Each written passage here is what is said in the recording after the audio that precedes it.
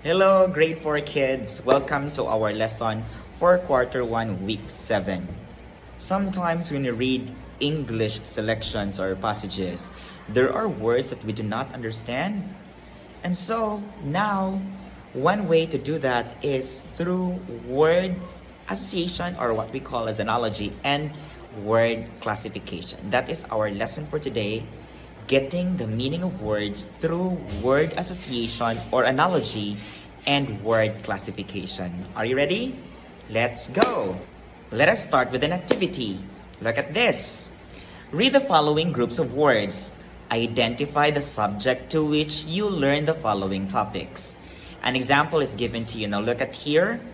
The example says patience, hard work, and respect. These are values you learn from what subject? From edukasyon sa pagpapakatao. Although you learn from other subjects, you mostly learn it in edukasyon sa pagpapakatao. So let's try to answer numbers 1, 2, 3, 4, 5. You could see the options at the bottom part. So number 1, gardening, sewing, and computer. Which subject is that? Is it edukasyon sa pagpapakatao, English, araling panlipunan, EPP, math, or science?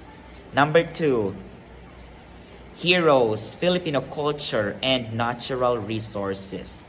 Which subject do you think that belongs? Is it edukasyon sa pagpapakatao, English, araling panlipunan, EPP, math, or science? Write your answer. Number 3, heat energy, water cycle, and temperature. What subject? Is it edukasyon sa pagpapakatao, English, araling panlipunan, EPP, math, or science? And for number 4, you could see here fractions, decimals, and division. What subject is that? Is it edukasyon sa pagpapakatao, English, araling panlipunan, EPP, math, or science? And finally, for number 5, verbs, adjectives, and pronouns. Is it edukasyon sa pagpapakatao, English, araling panlipunan, EPP, math, or science?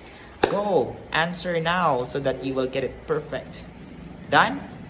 Let's go. Check your answers.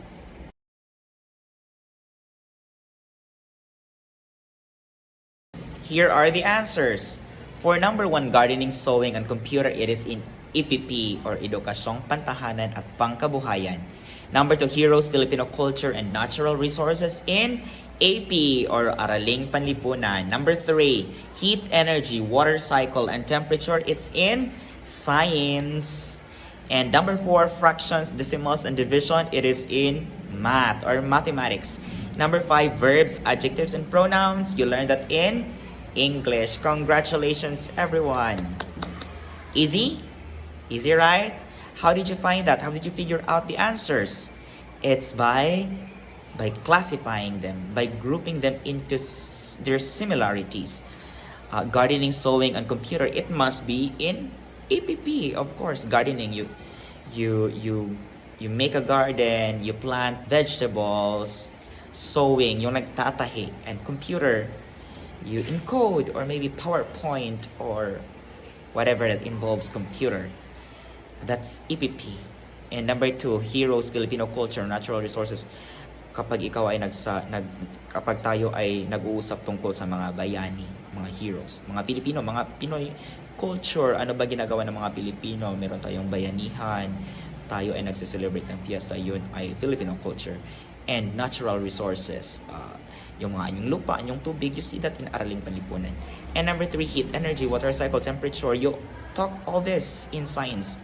And then fractions, 1/2, 1/4, 3/4, like that. Decimals, 1.2, 1.3. Okay, those are decimals. And division, 1 divided by 1, 15 divided by 3. So that's in math. Verbs, action words, adjectives, words that describe, and pronouns, he, she, it, they. You can find this in English. So let's learn more about that. So what we just did in our previous activity is actually word classification. Can you repeat that? Say word classification. That's right. It is a skill of grouping related words together. Words can be classified or grouped according to ways in which they are similar. Now look at this example. Banana, santol, and orange. What are they? They are Of course, they are all fruits. That's letter A. So if I say santan, sampaguita, and ilang-ilang, what are these? Exactly, they are flowers. Great job! Now we are in our next activity. It says, complete the sentences by supplying each with a word from the gift box below. You could see the words on the gift box. It has church, New Year, Cupid, Santa Claus, Christmas, and balloons. You're going to choose from these words to complete the sentences. Let's go read number 1. A lantern is to Christmas as fireworks are to blank. Number 2, a carabao is to a farmer as a reindeer is to blank. Number 3, Christmas is to Santa Claus as Valentine's Day is to blank. Number 4, repentance is to Lenten season as merrymaking is to blank. And number 5, Muslims are to mosque as Christians are to blank. Now you may pause this video to take your time in answering these sentences. You can do this. Go!